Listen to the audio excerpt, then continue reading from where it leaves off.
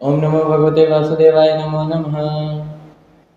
आज 8वां अध्याय, जिसके अंदर ब्रह्मा जी की उत्पत्ति होती है। मैत्रेय ऋषि विदुर जी को इसके बारे में बता रहे हैं। वह कहते हैं कि जब ब्रह्मा जी की उत्पत्ति हुई थी तो उस समय सृष्टि का निर्माण हुआ ही नहीं था।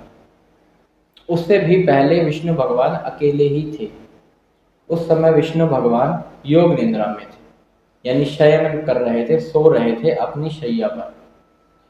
तो जब वह सो रहे थे तो उन्होंने काल शक्ति चक्र, यानी कि जो उनका सुदर्शन चक्र है, उसे नियुक्त कर रखा था, उसे जगा रखा था कि कुछ समय आने पर जब सृष्टि का निर्माण करने का समय होगा तब मुझे उठा दे।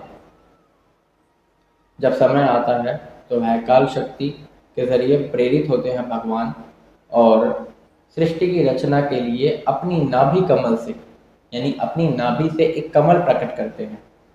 उस कमल के खुलने पर वह देखते हैं कि उसके अंदर ब्रह्मा जी बैठे हुए हैं। ब्रह्मा जी वैसे वेदों की मूर्ति कहे गए हैं क्योंकि उन्हें समस्त वेदों का ज्ञान है। जब वह कमल में से निकले थे तभी उन्हें वेदों का ज्ञान था।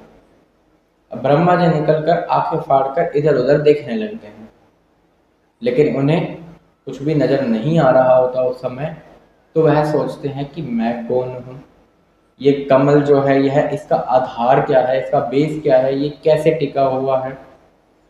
वह अपने आप में ही सोचने लग जाते हैं। फिर वह क्या करते हैं, उस कमल की नाल के अंदर घुस जाते हैं और जितना हो सके उतना नीचे तक चले जाते हैं। लेकिन जब वह इधर जाए उधर जाए, उस कमल में घूमते रहे, काफी समय तक घूमते रहे, लेकिन उन्हें कुछ भी नहीं मिला। फिर वह वापस उसी जगह पर आ जाते हैं जहां से वह प्रकट हुए थे। वहीं पे आके बैठ जाते हैं और समाधि ले लेते हैं कि हमें तो कुछ भी नहीं मिल रहा है। समाधि लेने के बाद उन्हें भगवान का वो श्याम सुंदर स्वरूप नजर आता है, जो कि शरशैया, वो तो बड़ी ही विग्रह है, बहुत ही बड़ी है और बहुत ही सुंदर है। उसके ऊपर भगवान श्री कृष्ण, विष्णु भगवान बैठे हुए हैं। उनके पीछे शेषनाग हैं, जिसके 10,000 फण हैं, और उन सभी के ऊपर मुकुट और मोतियां ये जगमगा रहे हैं, मणि लगी हुई हैं सबके ऊपर। और उस मणि की रोशनी से इतना तेज फैला हुआ है कि शायद सोचा भी नहीं जा सकता और मनुष्य की आंखों से देखा भी नहीं जा सकता। और वो मणि की जो शोभा है वो कम हो रही है भगवान के स्वरूप से। तो आप समझ सकते हैं कि भगवान का स्वरूप श्याम सुंदर होकर भी कितना ही सुंदर है। वह श्याम सुंदर भगवान शेषनाग और अपने शरशैया पर लेटे हुए, इसका जो चरित्र है यह बहुत ही सुंदर है।